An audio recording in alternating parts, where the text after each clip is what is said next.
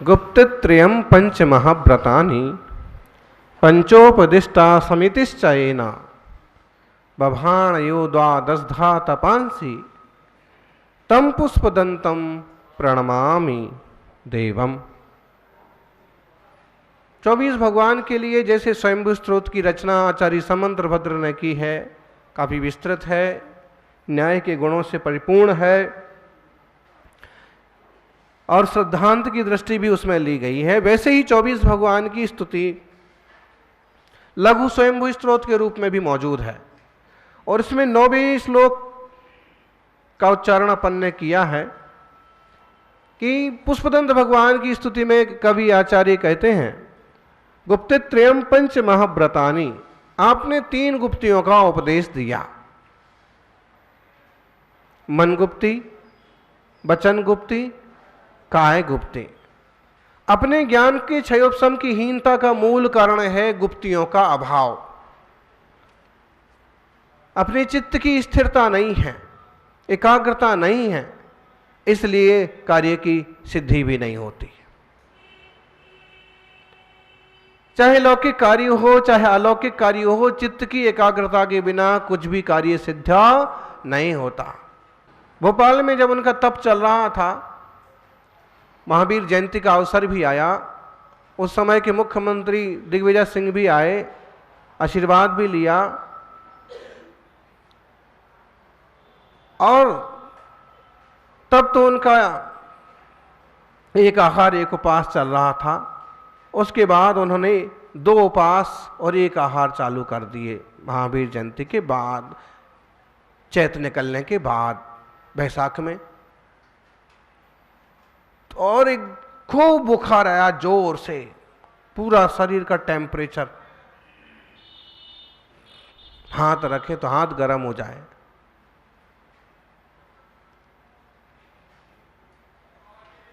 तो अभी उनने उपवास बंद नहीं किए। एक श्रावक बहुत जुड़ गया था। 1-2 श्रावक होते हैं कि जो तन से मन से पूरी तरह से गुरु भक्ति में डूब जाते हैं। गुरु भक्ति में बहुत लोग लग जाते हैं, लेकिन कुछ ऐसे होते हैं एकदम आत्मीयता से। तो वो श्रावक आया और उसने क्या किया कि ठंडा पानी लाया, प्राशुक जल को ठंडा करके लाया कि हम थोड़ी महाराज जी के ऊपर पट्टी कर देते हैं, पानी, कपड़े से पानी पोंछ देते हैं तो उनका ज्वर कुछ कम हो जाएगा। लेकिन उसकी हिम्मत नहीं पड़े। वो ऐसे थे, उनकी साधना, उनकी क्रिया में कोई कुछ नहीं कर सकता। कोई ज्यादा मतलब उनको छेड़ा तो फिर हुंकार करते थे, हूं करते थे जोर से, है ना। तो फिर उसने ऊपर जाके हमको इशारा किया, हम भैया वृत्ति करके आए थे और वो रात की बात है, लगभग 2 बजे की बात। तो उसने आके बताया, महाराज जी खूब तप रहा है महाराज, गुरु महाराज का। तो मैंने कहा चलो नीचे चल। आप थोड़ा सा देखा तो खूब, तो उन्हें फिर पानी का वो बताया कि रखा है, आप कर सको तो आप।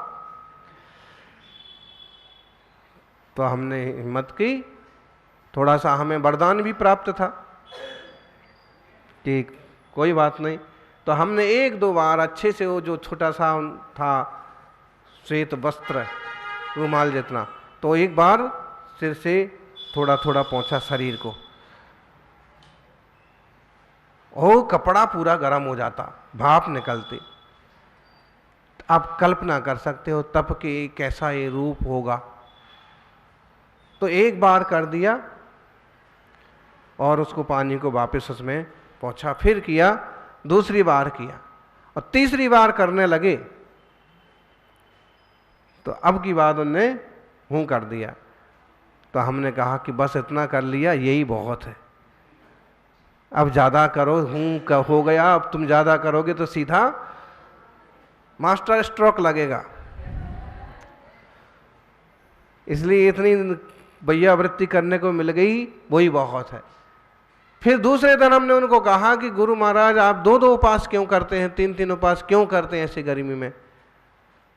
कोई बोल ही नहीं पाता था। अपन इतने बोले तो उनने ऐसा बोल के टाल दिया कि देखिए तुम्हें नहीं मालूम है, अभी मुझे ये तपस्या करने का बहुत जरूरी है, अभी मैं ये तपस्या इसी ढंग से करूंगा 1 महीने और।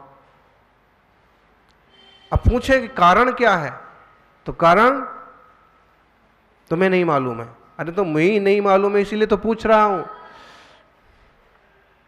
लेकिन ये प्रश्न भी कौन करे कि इसलिए पूछ रहा हूं। और उनका वो तप चलता रहा उसके बाद भी। तो ये कठिन साधना की परंपरा आचार्य आदि सागर जी महाराज, 7 दिन के उपवास वाले तपस्वी आचार्य महावीर कीर्ति महाराज भी अपने जीवन में 3-3, 4-4 उपवास कर लेते करते थे। विमल सागर जी भी काफ़ी उपवास किए, आचार्य शांति सागर जी ने भी बड़े बड़े व्रत किए, आचार्य गुरु महाराज तो तपस्वी सम्राट कहलाते ही थे। तो ऐसा वो जो व्यक्ति है अपनी गुप्तियों में जितना ज़्यादा सफल हो जाता है वो उतना ज़्यादा बड़ा साधक निकल आता है। बिना मन को साधे ये सब नहीं हो सकता।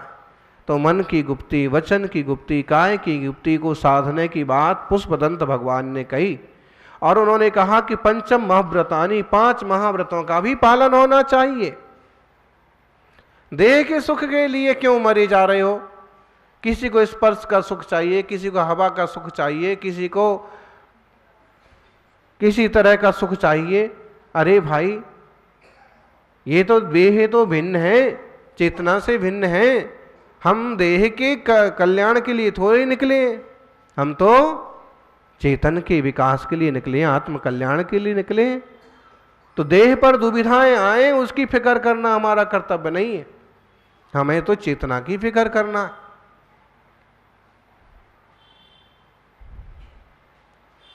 सौभाग्यशालियों, पंचम महाव्रतानी अहिंसा, सत्य, आचौर्य, ब्रह्मचर्य और अपरिग्रह, ये 5 महाव्रतों का भी भली भांति पालन होना चाहिए जीवन में। अहिंसा, जीव मात्र की रक्षा है। अब आप कुछ भी कहें, जिन शासन का ऐसा जबरदस्त प्रभाव है कि इस मंच पर आकर के चाहे प्रधानमंत्री हो कि रक्षा मंत्री हो, वो भी अहिंसा की, सत्य की बातें बोलते ही हैं। और उस दिन का याद हो आपको, राजनाथ सिंह ने कहा आत्मवत् सर्वभूतेषु यो जानन्ति सा यो पश्यति सा पंडितः। एक बहुत बड़ी नीति है, वो महावीर स्वामी ने इसे अहिंसा के रूप में, जियो और जीने दो के रूप में, अहिंसा परमो धर्मा के रूप में जबरदस्त रूप से प्रतिष्ठापित किया। नहीं तो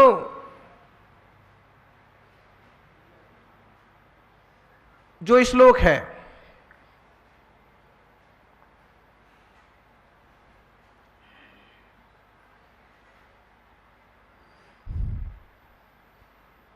मात्रवत परदारेषु परद्रव्येषु लोष्ठवत आत्मवत सर्वभूतेषु यो जानाति सः पंडितः। सबसे पहली बात इसमें यह आई कि मात्रवत परदारेषु, पर स्त्रियों में, स्त्री मात्र में जिसकी दृष्टि कैसी है? माता की दृष्टि है। हमारे प्रवचन में कभी संबोधन हम करेंगे तो यही बोलेंगे माताओं, हैं। व्यक्तिगत अगर कोई है सामने तो बोलेंगे अम्मा, अम्मा जी। बहुत सम्माननीय शब्द है। आजकल के फैशन के ज़माने में कोई माँ, माता ऐसे शब्द सुनना नहीं चाहता है, जबकि इससे बड़ा सम्मान और क्या दिया जा सकता है। देश में देवियों को भी लोग माता, माता जी इस टाइप से ही मानते हैं, पूछते हैं। तो मातृवत सर्व परदारेषु, जो ब्रह्मचर्य व्रत वाले हैं उनके लिए तो सारी स्त्रियां माता के समान है, बेटियां हैं, व्यवहारिकता की दृष्टि से बहन है। बाकी मात्रवत परदारेषु परद्रव्येषु लोष्ठवत, और परद्रव्य में दूसरों को रुपया पैसा है लोष्ठ के समान। आजकल कैसा जबरदस्त ठगी का माहौल है। और ठगी जो पहले तो जेब कतरे जो होते थे ना, वो जेब काटते थे और 150 रुपये, 200 रुपये, 500 रुपये चोरी जाते थे। अब वो सीधा बैंक बैलेंस आपका उड़ा देते हैं। ऐसा खतरनाक ऐसे जबरदस्त ठग हैं कि वो जो ना मंत्री संतरी को भी ठग डालते हैं, बड़ी बड़ी एजेंसियों की भी बाट लगा देते हैं। इतने जबरदस्त बुद्धिमान लोग अपने देश में पैदा होते हैं। ठगी करने का आइडिया भी तो सबको नहीं आता है। इतने एक्सपर्ट लोग अपने यहां।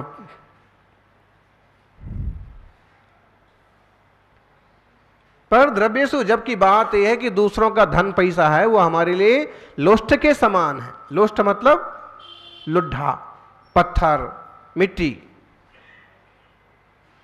किसी के धन पर नियत क्यों खराब करते हो? चोरी चपाटी का, बेईमानी का धन जो है वो 2-4 पीढ़ी तक भी नहीं चलता है, 5-25 साल में ही सब निपुर जाता है। तो परद्रव्येषु लोष्टवत् आत्मवत् सर्वभूतेषु, सारे जीव मात्र के प्रति वो आत्म दृष्टि से देखता है।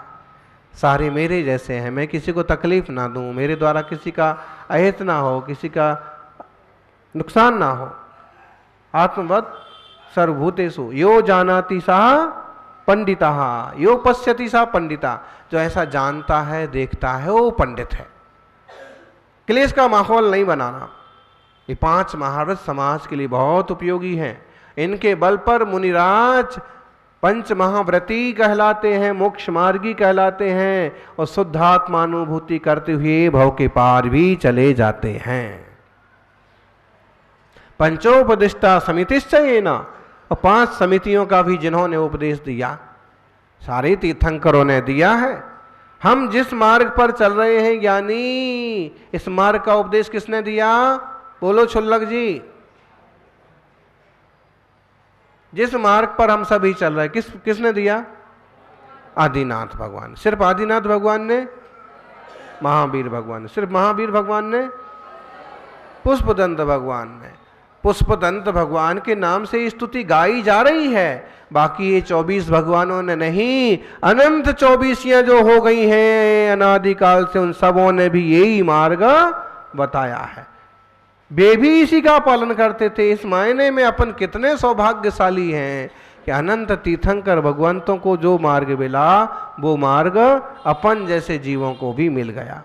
अब कितनी निष्ठा से अपन इसको निभाएं, कितनी ईमानदारी से पालन करें। 5 समितियां कौन सी हैं? 5 समितियां एरिया, भाषा, ईष्णा, आदान निक्षेपण और व्युत्सर्ग समिति।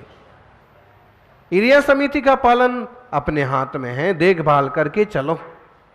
चलते हैं देखभाल करके। रात को अगर चलने का प्रसंग पड़ता है कि 2-4 कदम लघु शंका को जाना है तो क्या करते हैं जी? पीछे से मार्जन करते हैं, जमीन को छुआते हैं, कोई जीव हो तो साइड में हो जाएंगे। भाषा समिति चुप ही रहो, बोलना है तो नपा तो ला थोड़ा सा, हित मित प्रिय बोलो। ईष्णा समिति में क्या होता है दादी? ईष्णा समिति में भोजन की, आहार की शुद्धि, भाई कुएं का पानी जरूरी है ताकि वो जीवों की विलछावनी का पालन हो। अब आजकल विलछावनी नहीं समझते। बोले विलछावनी क्या होता है? जीवानी क्या होती है? अरे भाई जीवानी नहीं समझते। जिन शासन का ये तो मूल है कि रात में भोजन नहीं करते हैं, बिना छना पानी नहीं पीते हैं और रोज देव दर्शन करते हैं, ये जैन है। अब बिलछावनी नहीं समझेंगे। बिलछावनी माने जो पानी हमने उपयोग के लिए लिया है उसे भली भांति ठीक ढंग के गलने से, ठीक ढंग के छन्ने से छाना है और उसको वापस जो उसमें नहीं दिखने वाली जीव राशि है उसे वापस उसी पानी में पहुंचाया है, छने पानी डाल करके। अच्छा, कुछ लोग पानी छान भी देंगे और वो जो पानी उसमें ऊपर आया उसको वापस उसी में डाल देंगे, और उसी में नहीं डालेंगे तो कहो ऐसे ही बाहर उड़ेल देंगे, ऐसे बाहर उड़ेल करके फिर उसको यूं निचोड़ देंगे। तो मतलब क्या हुआ तुम्हारा? जीवों का कुछ आपने भला तो नहीं सोचा। या तो अब पत्थर पर गिर के तड़पे, क्योंकि आंख से नहीं दिख रहे इसलिए आपको पता नहीं पड़ता, या फिर यूं निचोड़ दिया तो फिर क्या हुआ उनका है? अब कहोगे महाराज जी आंखों से तो नहीं दिखता है। भाई आंखों से नहीं दिखने वाली ढेरों ऐसी चीजें हैं कि अपना काम करती हैं। मोबाइल की रेंज आंखों से दिखती है, उसका सिंबल जो आता है, उसका सिग्नल जो आता है, उससे मालूम पड़ता है आपको कि रेंज मिल रही कि नहीं मिल रही। लेकिन आप यूं आंखों से देखो और कहो कि रेंज नहीं मिल रही है, इंटरनेट यहां दिख ही नहीं रहा है। दिखता है क्या? किस किस को दिखता है इंटरनेट? हैं? आपको दिखता है? नहीं। तो ये चीजें नहीं दिखती हैं कि नहीं है, लेकिन फिर भी ऐसे ही जीव हैं, तो वो समितियों का पालन हो भली भांति हैं। फिर व्युत्सर्ग समिति, शुद्धि वगैरह मुनि बाहर जाएंगे, पुस्तक उठाना रखना है उसका भी ध्यान रखेंगे। ऐसे जिन्होंने 12 प्रकार के तपों का भी व्याख्यान किया है, ऐसे पुष्पदंत भगवान के लिए वंदन किया है, तीर्थंकरों को वंदन किया है। तो यह तो मुनियों की साधना है। श्रावक मुनियों के अनुयायी हैं और वो मुनिराजों की सेवा में यथा योग्य रीति से सम्मिलित होते हैं। मुनि की ऐसा समिति का पालन कैसे होगा? श्रावकों के लिए अनिवार्यता है। अगर श्रावक नहीं है तो कोई भी काल में मुनि की ऐसा समिति का पालन नहीं हो सकता। बाकी के सारे मूल गुण वो अपने दम पर कर लेंगे, लेकिन इसमें ये वाला मूल गुण जब भी आएगा 28 में से एक, कौन सा? प्रधान जी कहाँ है प्रधान?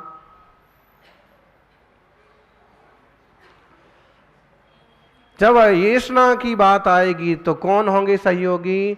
सुश्रावक, जिन्हें पानी छानने की विधि मालूम हो, जिन्हें अनाज वगैरह की विधि पता हो, जिन्हें मर्यादाएं पता हो, और जो खुद व्रती जैसे जीवन जीते हों, वे ही मुनिराजों की चर्या ठीक ढंग से संपन्न करवा पाएंगे और तभी मोक्ष मार्ग चल पाएगा।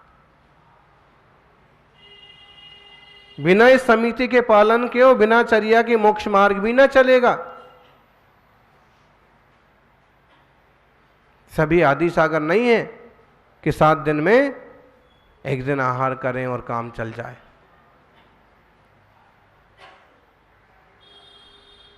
सभी आदिनाथ नहीं है 6 महीने का उपवास कर लें, देह भी नहीं चलता है। ऐसे में श्रावक जन भी मुनियों के इन मूल गुणों का बहुमान करते हुए अपने जीवन में भी आत्महित की दृष्टि से व्रतों को स्थान दें और कल्याण के पथ पर बढ़ें, ऐसी मंगल भावना। जय बोलिए 24 तीर्थंकर भगवान की।